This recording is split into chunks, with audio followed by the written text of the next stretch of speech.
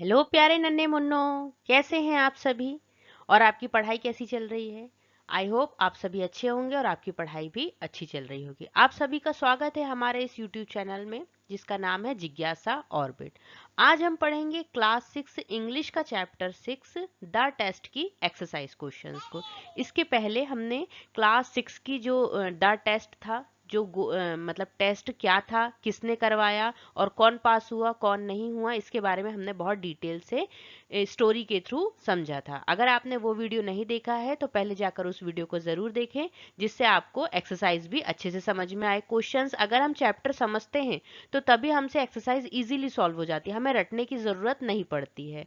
अगर आप सिर्फ डायरेक्ट एक्सरसाइज देखेंगे और लेसन को समझेंगे नहीं तो आपको एक्सरसाइज क्या होगी, रटनी पड़ेगी। और हमें रटना कुछ भी नहीं है, हमें क्या करना है, समझना है। तो आइए स्टार्ट करते हैं हमारी क्लास 6 की एक्सरसाइज को।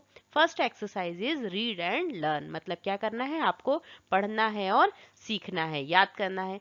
सम nouns have irregular plural, learn them. मतलब क्या है, हमें कुछ सिंगुलर और प्लूरल वर्ड्स मिलेंगे तो उनको हमें सीखना है कि किस वर्ड का क्या सिंगुलर होता है और क्या प्लूरल होता है। तो देखते हैं हम। देखिए, हम पहले क्या करते हैं, इनकी मीनिंग समझ लेते हैं। देखिए, मैन, मैन मतलब क्या होता है, आदमी। माउस, सभी सिंपल सिंपल वर्ड है। माउस मीन्स क्या होता है, चूहा। फूट मीन्स पैर, ठीक है। वुमेन मतलब क्या होता है, औरत या स्त्री, कुछ भी कह सकते हैं, है ना, औरत। लाउस, लाउस मीन्स क्या होती है, देखिए, जुआ। जू, जो हमारे सिर में हो जाती है ना जू, उसे कहते हैं लाउस। चाइल्ड, चाइल्ड मतलब क्या होता है, बच्चा, ठीक है। टूथ, टूथ मतलब आप सभी जानते ही होंगे, दांत, है ना। हम सभी अपने टीथ को क्या करते हैं, ब्रश करते हैं। गूज, गूज मीन्स क्या होता है, देखिए, गूज का मीन होता है बतख, ठीक है। गूज का मीन क्या होता है, बतख। और डियर, डियर का मीन क्या होता है, हिरण। अब हमें क्या हो गई, इन सब वर्ड्स की क्या हो गई, मीनिंग पता चल गई है। अब ये सारे वर्ड्स क्या हैं जो मैंने अभी जिनकी मीनिंग बताई है, ये सारे वर्ड्स हैं सिंगुलर। अब जब हम इन्हें इनका प्लूरल बनाना होता है तो हम क्या करते हैं, इसमें देखिए, मैन में हमने क्या कर दिया, ई लगा दिया, सिर्फ इतना सा चेंजेस किया तो ये इसका क्या बन गया, ये बन गया इसका प्लूरल। माउस, माउस का क्या प्लूरल होगा, माइस। फूट, फीट। वुमेन का, वुमेन ही पढ़ते हैं इसे, लेकिन ये क्या होता है, एक की जगह ई कर देते हैं। लाउस, लाइस, ओके, ये इसका प्लूरल है। चाइल्ड, चिल्ड्रन, जो छोटे छोटे आप बच्चे हैं ना, तो चाइल्ड का चाइल्ड क्या है, सिंगुलर है, और चिल्ड्रन क्या है, प्लूरल। टूथ, टूथ का क्या प्लूरल है, टीथ। गूज, गीज। और डियर का, डियर ही पढ़ते हैं इसे, ओके। तो आई होप आपको ये सिंगुलर और प्लूरल वर्ड समझ में आए होंगे। इन्हें आपको क्या करना है, इन्हें आपको देखना है और याद करना है। Our next exercise is word power. Make sentence using these words. मतलब हमें कुछ वर्ड्स दिए हुए हैं, उनसे हमें क्या करना है, सेंटेंस बनाने हैं। तो हम देखते हैं कौन कौन से वर्ड हैं। First one is right. तो राइट के लिए हम क्या सेंटेंस बना सकते हैं, देखिए, कुछ भी सिंपल सा सेंटेंस बना सकते हैं। अगर आपने कुछ अलग सा सेंटेंस बनाया है तो कमेंट बॉक्स में जरूर लिखकर बताइएगा कि आपने क्या सेंटेंस बनाया है। तो राइट के लिए हम बना सकते हैं क्या, I like to ride my bicycle. मतलब मुझे क्या पसंद है, मुझे अपनी साइकिल चलाना पसंद है। अब ट्री, ट्री के लिए हम क्या बना सकते हैं, अ बिग मैंगो ट्री। एकदम हमें सिंपल सेंटेंस बनाने हैं। Tree grows in our garden. ठीक है, हमारे गार्डन में क्या है, एक बिग मैंगो ट्री बढ़ रहा है, गार्डन, ठीक है। फिर एरोज, एरोज के लिए हम क्या सेंटेंस बना सकते हैं, देखिए, एरो के लिए हम बना सकते हैं द हंटर। ये कौन सा है हमारा, थर्ड। और जो हम वर्ड बना रहे हैं उसको हमें क्या करना है, अंडरलाइन करना है, अंडरलाइन, ठीक है। फिर उसके बाद the Hunter shoot an arrow at the target.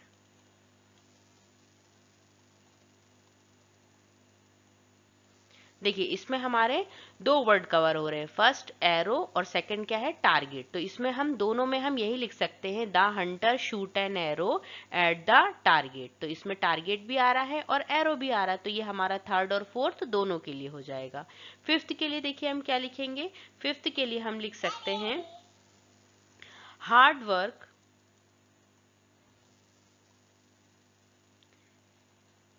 Makes a person successful. मतलब क्या है, जो कठिन परिश्रम है वो क्या बनाता है, एक व्यक्ति को सफल बनाता है, successful.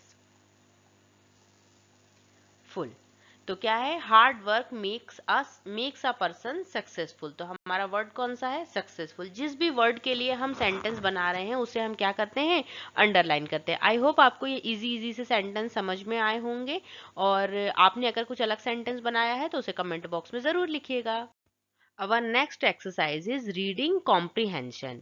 Choose the correct answer from the given options. अब देखिए क्या है, इसमें ऑब्जेक्टिव क्वेश्चंस दिए हुए हैं। आजकल तो ऑब्जेक्टिव क्वेश्चंस ही सारे एग्जाम में आते हैं।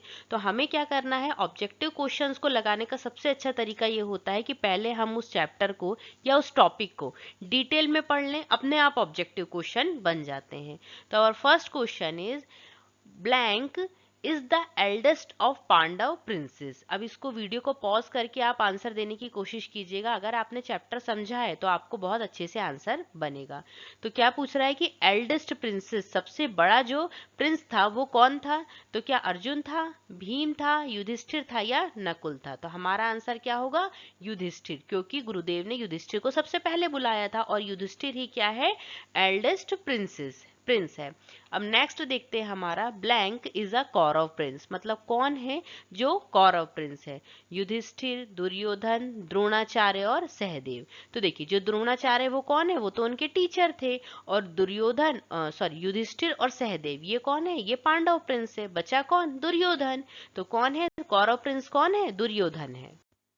Next one is, blank was the target in the test. मतलब टेस्ट में टारगेट क्या रखा गया था, क्या बर्ड को टारगेट रखा गया था, क्या ट्री को टारगेट रखा गया था, या फिर बर्ड्स राइट आई को टारगेट रखा गया था। ये कुछ जाना पहचाना सा लग रहा है ना, द बर्ड राइट आई। तो बर्ड की राइट आई को क्या किया गया था, टारगेट टेस्ट में टारगेट के लिए रखा गया था, मतलब वहां हिट करना था। Next one is, blank shoot the target finally. मतलब किसने टारगेट पर शूट किया था, क्या भीम ने, नहीं नहीं, भीम को तो उन्होंने वापस कर दिया था ना। दुर्योधन को, नहीं, उसको भी वापस कर दिया था गुरु द्रोण ने, क्योंकि उसको तो फ्रूट्स दिख रहे थे येलो येलो। युधिष्ठिर को भी वापस कर दिया था गुरुदेव ने, क्योंकि उनको ट्री ब्रांचेस ये सब दिख रही थी। अर्जुन को क्या दिख रहा था, सिर्फ राइट आई दिख रही थी। तो हमारा आंसर क्या हो जाएगा, हम यहाँ पर क्या लिख देंगे, अर्जुन। ठीक है। Our next question is, blank is the teacher of Pandava and Kaurava prince. मतलब पांडवों और कौरवों के टीचर कौन थे। तो क्या भीम थे, नहीं नहीं, वो तो कौन थे, वो तो पांडव प्रिंस थे। नकुल, नहीं, ये भी पांडव प्रिंस हैं। दुर्योधन भी नहीं थे, कौन थे, द्रोणाचार्य जी। द्रोणाचार्य कौन थे, ये कौरवों और पांडवों के टीचर थे। तो आई होप आपको ये ऑब्जेक्टिव क्वेश्चन समझ में आए होंगे। अगर आपने चैप्टर समझा है तो आपको बहुत इजीली बन गए होंगे और रटने की कोई जरूरत नहीं पड़ेगी। Our next exercise is answer the following questions, and our first question is, who taught the princes। मतलब राजकुमारों को कौन शिक्षा दे रहा था। तो इसका आंसर हम क्या लिखेंगे, जल्दी से बताओ अगर आपको इसका आंसर पता है। जिन्होंने चैप्टर समझा है उनको तो इसका आंसर पहले ही पता है। तो इसका आंसर हम क्या लिखेंगे, इसका आंसर हम लिखेंगे गुरु द्रोणाचार्य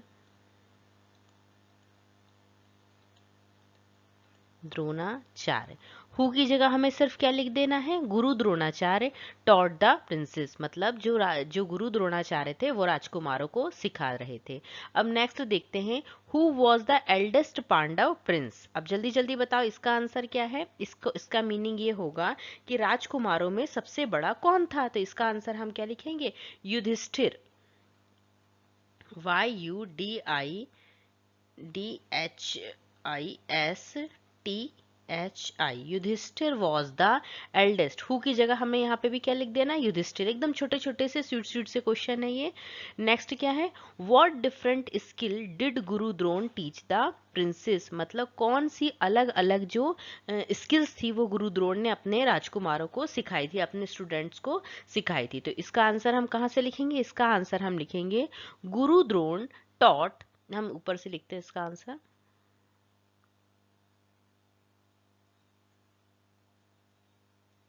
इसका आंसर हम कैसे लिखेंगे, इसका आंसर में हम ऐसे लिखेंगे गुरु द्रोण, ये कहाँ से लिख रहे हैं हम, ये हम क्वेश्चन से ही लिख रहे हैं, TAUGHT, ठीक है। टीच का हमने सेकंड फॉर्म यूज किया है टॉट, है ना। Taught to use different arms, मतलब उन्हें अलग अलग हथियारों का यूज करना किसने सिखाया था, गुरु द्रोण ने। Different arms to ride horse, मतलब क्या सिखाया था, और घुड़सवारी सिखाई थी, to ride horses and to fight the enemy well, मतलब इसका मतलब क्या हुआ कि उन्होंने अपने शिष्यों को ये भी सिखाया था कि हमें अपने शत्रुओं का सामना किस प्रकार से करनी चाहिए। देखिए तो हमें क्या क्या लिखना है इसमें, Guru Drona taught to use different arms, पहला ये हो जाएगा डिफरेंट आर्म्स को यूज करना, सेकंड क्या हो जाएगा टू राइड हॉर्सेस, ये थर्ड हो जाएगा, और थर्ड क्या हो जाएगा and to fight the enemy well, ठीक है। अब नेक्स्ट हम देखते हैं नेक्स्ट क्वेश्चन क्या है, नेक्स्ट क्वेश्चन की ओर मूव करते हैं अब हम, एक second. Our next question is what was the test, मतलब टेस्ट क्या था। तो अभी हम सभी को पता है कि टेस्ट क्या था, कि पेड़ पर बैठे हुए बर्ड की राइट आई पे क्या करना था, शूट करना था। तो इसे ही हमें लिखना है, तो इसका आंसर हम क्या लिखेंगे, द टेस्ट वॉज, ये तो हमने कहाँ से लिखा, क्वेश्चन से ही लिखा, द टेस्ट वॉज क्या था, टू शूट, क्या करना था, शूट करना था। कहाँ पे शूट करना था, the right I, the right I. अब किसकी आंख में शूट करना था, तो ऑफ द बर्ड, ठीक है। ये सभी हमें क्या करना है, समझ के लिखना है। द टेस्ट वॉज मतलब टेस्ट था, अब क्या था, टू शूट, शूट करना, कहाँ पे शूट करना, the right I of the bird. अब वो कहाँ पे थी, कहाँ बैठी हुई थी वो बर्ड, सिटिंग, सिटिंग मतलब आपको पता ही होगा बैठना, सिटिंग ऑन द ट्री, ठीक है। इसका आंसर आपको इजीली समझ में आ गया होगा, रटने की कोई जरूरत नहीं है। Our next question is why was he satisfied with Arjun answer, मतलब कौन अर्जुन के आंसर से, ही की जगह यहाँ पे क्या है, ही मतलब क्या है, Guru Drona. why was he satisfied with Arjun answer, वो अर्जुन के आंसर से सेटिस्फाइड क्यों हो गए थे। तो इसका आंसर हम क्या लिखेंगे, इसका आंसर हम लिखेंगे, यहाँ से स्टार्ट करेंगे, ठीक है। ही वॉज, आपको मेरे साथ साथ क्या करना है, अपनी कॉपी में नोट भी करना है इन्हें, तो इससे आपको क्या रहेगा, याद रहेगा। सेटिस्फाइड विथ अर्जुन्स आंसर, ये देखिए इतना तो हमने कहाँ से लिखा है, क्वेश्चन से ही लिखा है ये पूरा। He was satisfied with Arjun's answer. अब हम क्या लिखेंगे, बिकॉज, बिकॉज का मीनिंग क्या होता है, क्योंकि, क्यों सेटिस्फाइड थे, क्योंकि ओनली ही कुड कॉन्संट्रेट, इसे हम कैसे पढ़ेंगे, इसे हम तोड़ तोड़ के पढ़ेंगे, कॉन्संट्रेट, ठीक है। कॉन्संट्रेट ऑन द टारगेट, मतलब सिर्फ अर्जुन ही था जिसका क्या था, जिसका अपने गोल पर पूरा ध्यान था, पूरे लक्ष्य पर वो एकाग्र था। नेक्स्ट क्वेश्चन देखते हैं अब हमारा क्या है। Our next question is what we do, what what do we need to do to be successful in life, मतलब हमें जीवन में सफल होने के लिए क्या करने की आवश्यकता है। तो इसका आंसर हम क्या लिखेंगे, इसका आंसर हम ऐसे लिखेंगे, वी नीड, ये हम कहाँ से लिख रहे हैं, ये हम क्वेश्चन से यहाँ से स्टार्ट किया है हमने, ठीक है। We need to keep our eyes focused only on the goal. हमें क्या करना है, हमें सिर्फ अपने गोल पर ध्यान लगाना है, बाकी किसी अदर चीज को नहीं देखना है। हमें भी अर्जुन की तरफ क्या करना है, अर्जुन की तरह सिर्फ अपने जो अर्जुन का जो गोल था वो बर्ड की राइट आई थी, और हमारा गोल क्या है, जीवन में सक्सेस होना, है ना। तो जीवन में सफलता प्राप्त करना, एक अच्छी जॉब लेना या एक अच्छा व्यक्ति बनना भी एक अच्छा गोल हो सकता है। जिसका जो गोल है हमें उस गोल पर ही फोकस करना है, ठीक है। तो इसका आंसर हम क्या लिखेंगे, we need to keep our eyes focused only on the goal. मतलब हमें सिर्फ किस पे फोकस करना है, गोल पे फोकस करना है। फिर उसके बाद हम क्या लिखेंगे, इसमें हम और ऐड कर सकते हैं, देन अलोन वी कैन, इसके बाद यहां लिख देते हैं, ऊपर लिख देते हैं, ठीक है, we can be successful in life. इसका मतलब क्या हुआ, तभी हम जीवन में क्या हो सकते हैं, सफल हो सकते हैं। तो आई होप आपको ये सारे क्वेश्चंस के आंसर समझ में आए होंगे और आपको इन्हें रटने की जरूरत नहीं होगी।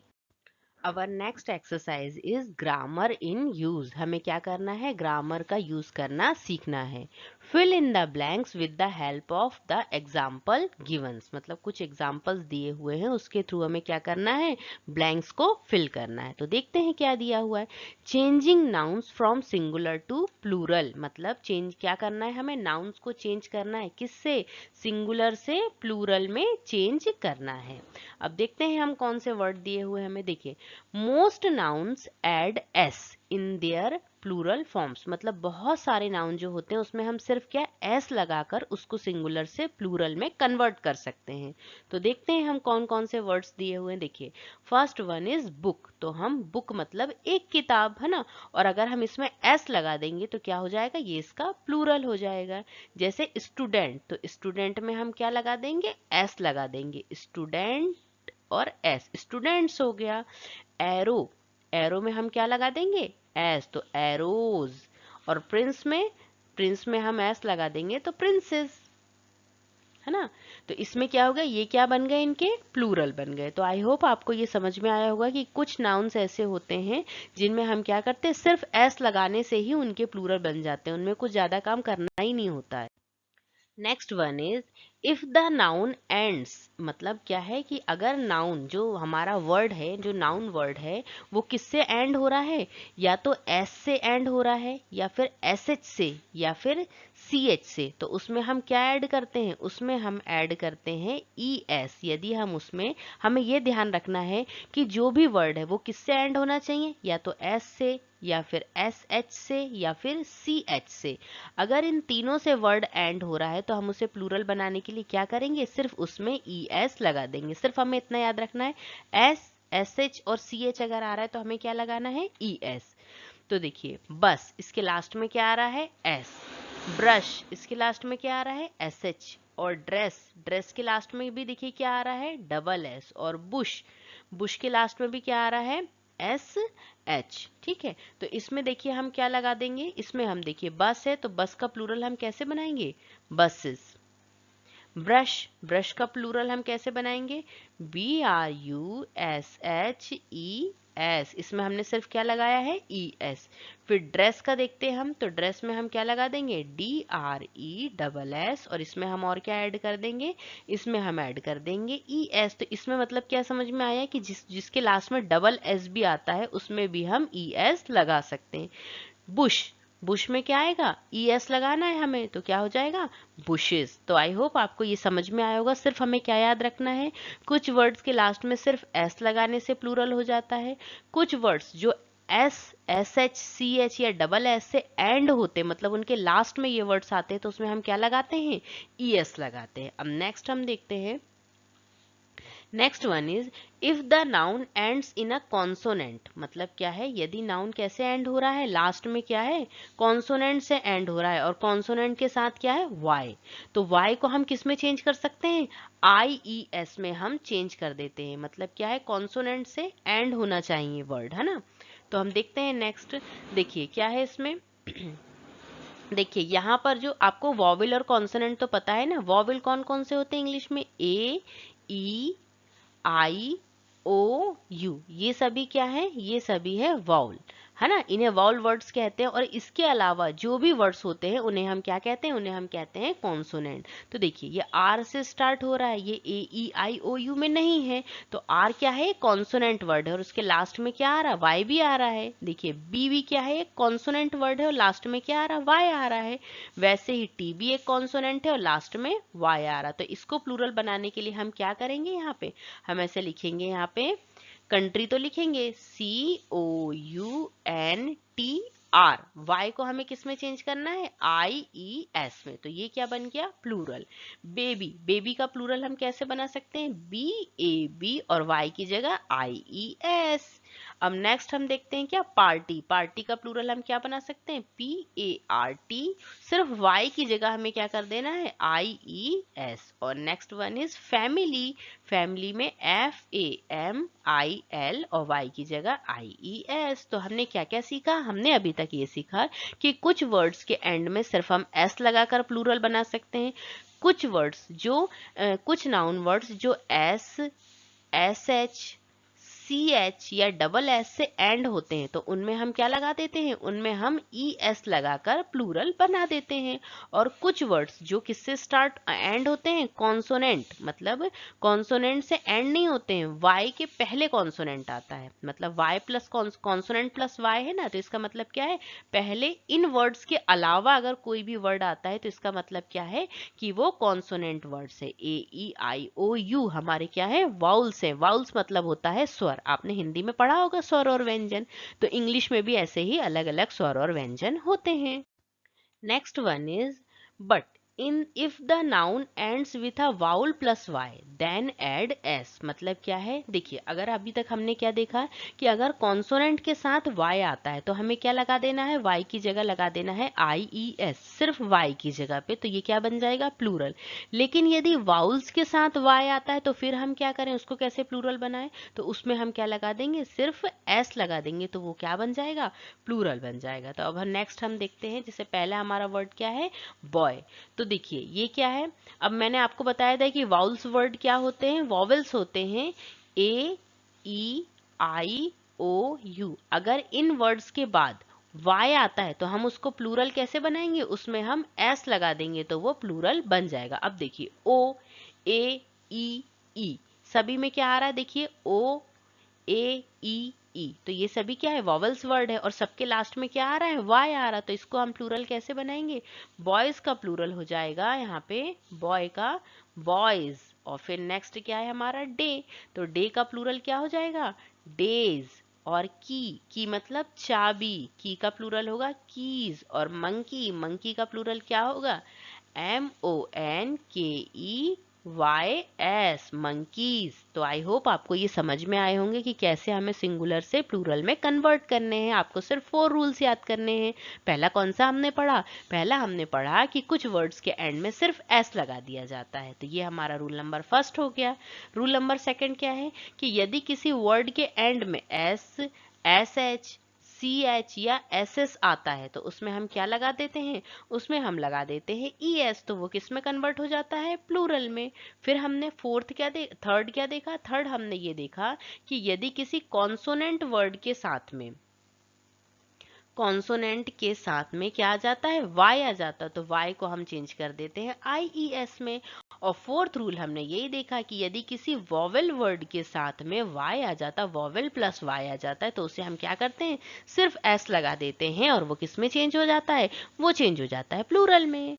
Our next exercise is let's read, मतलब हमें क्या करना है, पढ़ना है। अब क्या पढ़ना है, success story of a farmer. Success मतलब क्या है, एक किसान की सफलता की कहानी। तो अब कहानी तो बच्चों को पसंद आती है, तो हम इसे स्टार्ट करते, पहले हम इसे पढ़ेंगे उसके बाद हम इसकी मीनिंग को समझेंगे। There was a poor man, he lived in a village, he completed his graduation with the financial help of village panchayat. He had a keen interest in farming.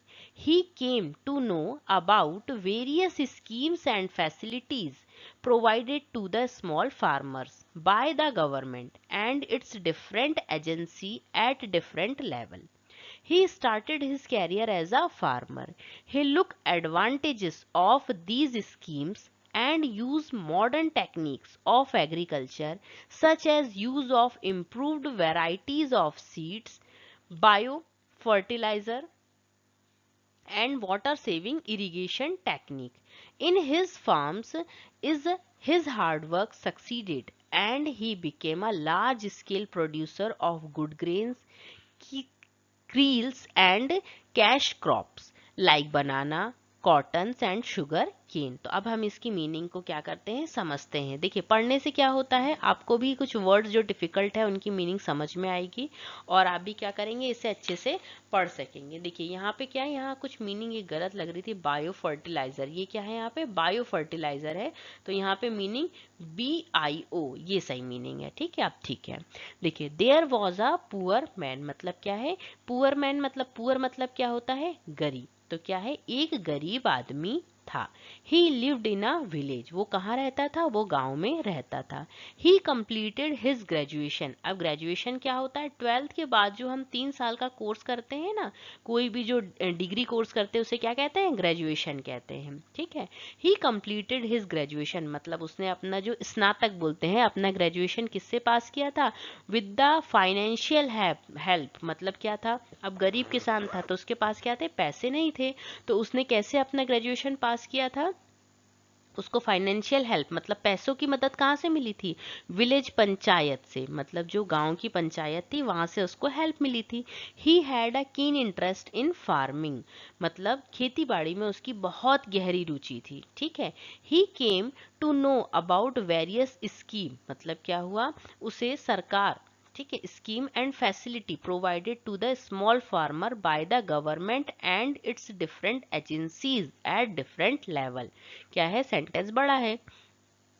इसमें क्या है, जो वो व्यक्ति था उसे क्या था, खेतीबाड़ी में उसकी रुचि थी, तो उसे क्या पता था, उसे ये पता था कि सरकार जो है वो क्या करती है, छोटे किसानों को क्या करती है, डिफरेंट स्कीम्स के थ्रू क्या करती है, डिफरेंट विभिन्न योजनाओं के द्वारा उनको क्या करती है, फायदे पहुंचाती है, मतलब उनकी मदद करती है।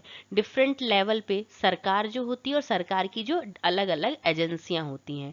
स्मॉल फार्मर्स मतलब होता है छोटे किसान को, छोटे किसान को क्या करती हैं, वो मदद देती हैं। ठीक है, he started his career as a farmer, उसने अपना जो बोलना चाहिए अपना काम काज है वो कैसे शुरू किया, एक फार्मर के थ्रू स्टार्ट किया, एक फार्मर के रूप में स्टार्ट किया, मतलब वो खेती बाड़ी करने लगा।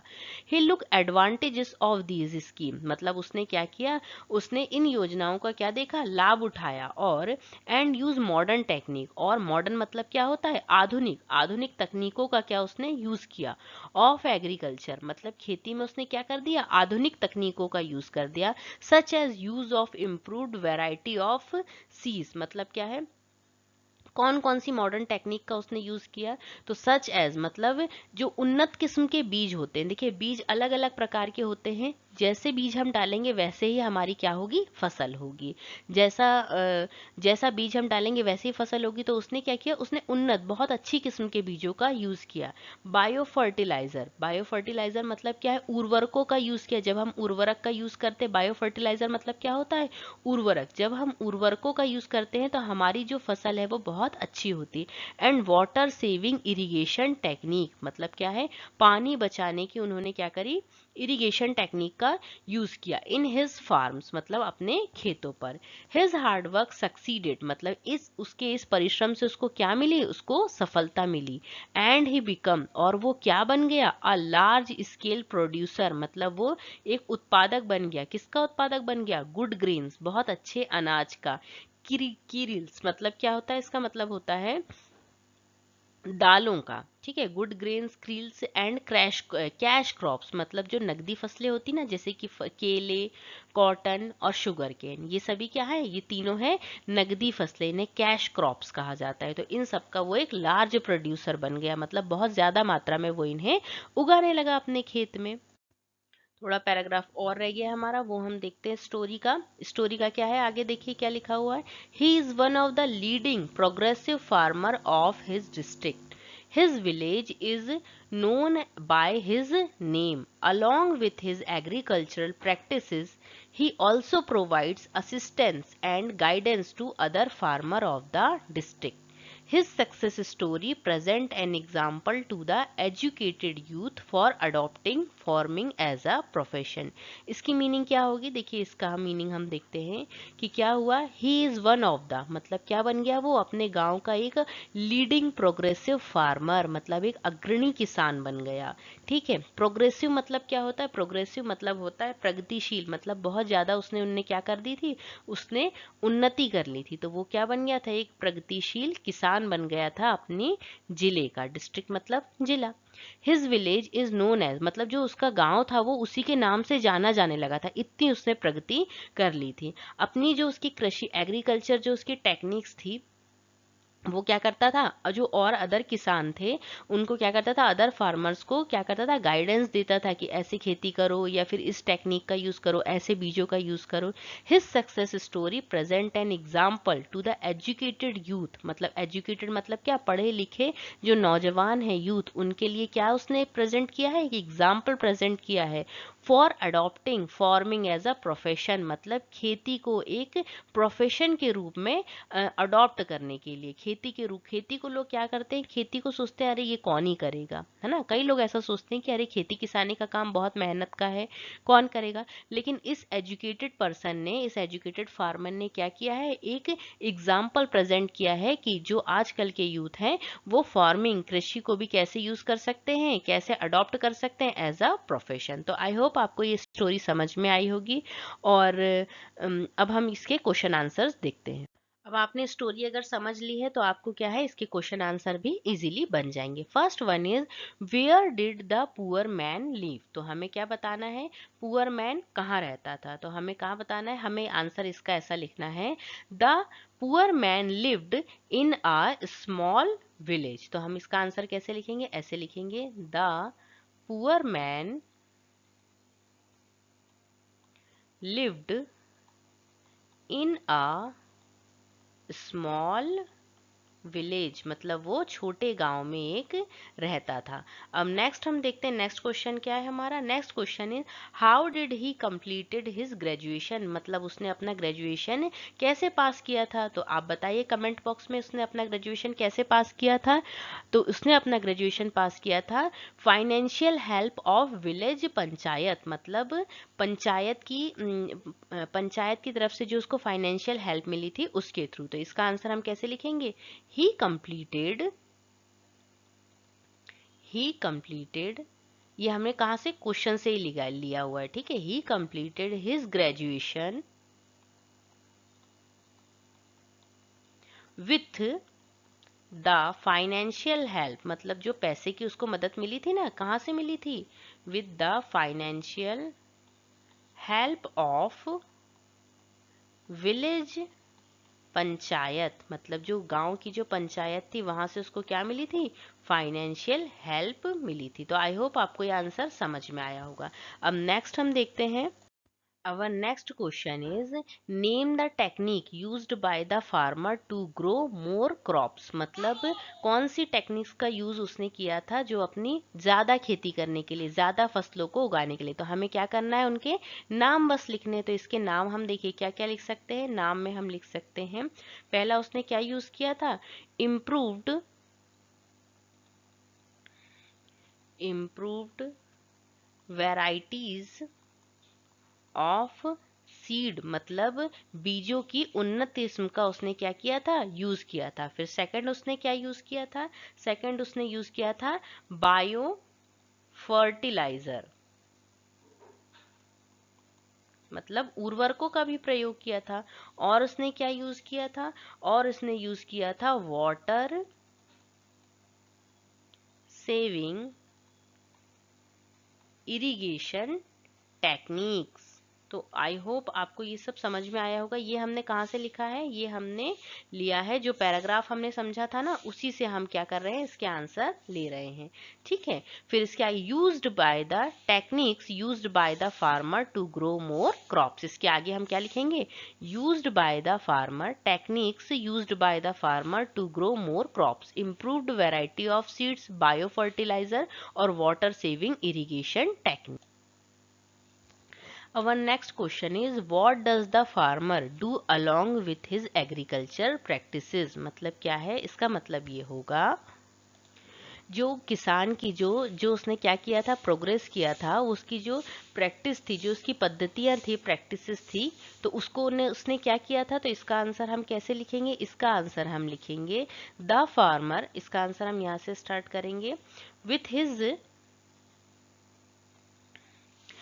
हिज यहाँ से स्टार्ट कर सकते हैं, with his agriculture practices the farmer, पूरा हमें कहाँ से लिखना है, क्वेश्चन से ही लिखना है, the farmer do along with his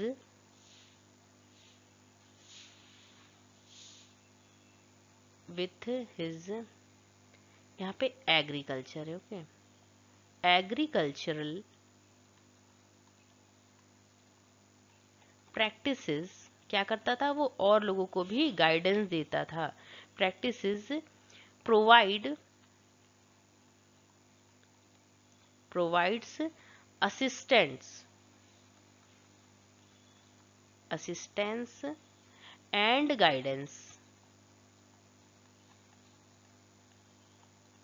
to other farmer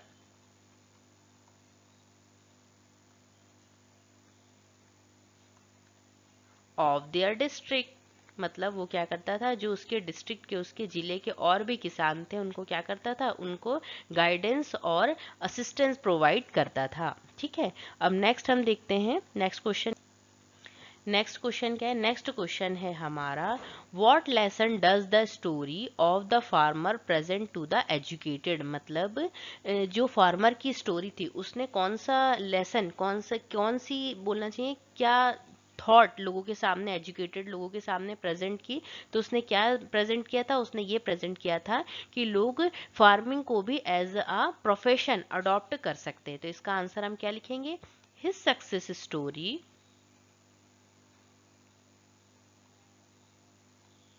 his success story presents an example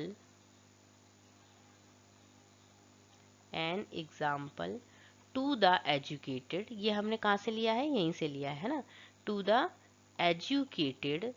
देखिए बड़े क्वेश्चन देख के डरना नहीं, ये तो ये सारा तो हमने कहाँ से लिया है, क्वेश्चन से ही लिया है। अब हम आंसर लिखेंगे एजुकेटेड यूथ फॉर, अब यहाँ ऊपर लिख देते हैं, ठीक है, फॉर अडॉप्टिंग किसको अडॉप्ट करना है, फार्मिंग को, फार्मिंग एज आ प्रोफेशन, किसकी तरह उसको यूज करेंगे, एज अ प्रोफेशन की तरह हम इसे फार्मिंग को अडॉप्ट कर सकते हैं। तो आई होप आपको सारे आंसर समझ में आए होंगे।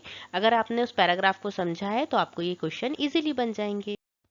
Our next exercise is let's write, मतलब क्या करना है, हमें कुछ लिखना है। क्या लिखना है, राइट 5 सेंटेंस अबाउट अर्जुन, मतलब अर्जुन के बारे में हमें क्या लिखना है, 5 सेंटेंस लिखना है। अभी अपने आस पड़ोस का अर्जुन नहीं है, ये कौन सा अर्जुन है, ये महाभारत का अर्जुन है। With the help of the clues given, मतलब जो इसमें क्या हुए हैं, क्लूज दिए हुए हैं। तो देखिए हमें कौन कौन से क्लूज दिए हुए हैं, अ पांडव प्रिंस, है ना। तो इसमें हमें पहला सेंटेंस देखिए बना के दिया गया है, Arjun was a Pandava prince, Arjun क्या था, एक पांडव प्रिंस है अर्जुन, है ना। अब नेक्स्ट हम क्या लिख सकते हैं, देखिए नेक्स्ट वेरी गुड आर्चर, तो इसके लिए हम क्या बना सकते हैं, इसके लिए हम सेंटेंस ऐसा बना सकते हैं कि मतलब वो बहुत अच्छा, बहुत सर्वश्रेष्ठ धनुषधारी है, ये कहना चाहिए। आर्चर मीन्स क्या होता है, धनुष को धारण करने वाला, धनुर्धारी, है ना। तो इसके लिए सेकंड सेंटेंस हम क्या बनाएंगे, he was a very, words तो दिए हुए हैं, हमें इसमें अपनी तरफ से कुछ ऐड करना ही नहीं है, आर्चर, ओके, अब नेक्स्ट सेंटेंस हम क्या बना सकते हैं? नेक्स्ट हमारा दिया हुआ है एल्डर टू, मतलब वो किससे बड़ा हुआ था? तो he was the son of Pandu. He, next sentence क्या बनाएंगे हम? ही वॉज द, यहां से बना रहे हम द सन ऑफ पांडु, मतलब ये क्या थे? पांडुपुत्र थे। नेक्स्ट क्या है? एल्डर, मतलब वो किससे बड़े थे? तो इसके लिए हम क्या बना सकते हैं? He was elder to Nakul, मतलब वो किससे बड़े थे? नकुल से बड़े थे। और नेक्स्ट सेंटेंस हम एक और क्या बना सकते हैं?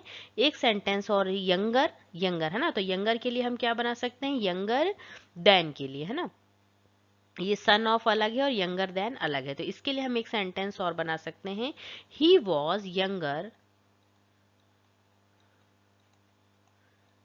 देन भीम, है ना। यहाँ पे हम भीम भी लिख सकते हैं और उसके साथ में हम युधिष्ठिर भी लिख सकते हैं।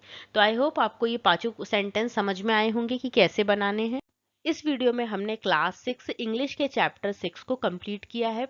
इसके पहले वीडियो में हमने इसकी स्टोरी को समझा था, द टेस्ट के बारे में, और इस वीडियो में हमने उसकी पूरी एक्सरसाइज क्वेश्चंस को सॉल्व किया है। आई होप वीडियो पसंद आया हो। वीडियो पसंद आया हो तो वीडियो को लाइक करें, शेयर करें, चैनल को सब्सक्राइब करें। Thank you. हंसते रहें, मुस्कुराते रहें। जय हिंद, जय भारत।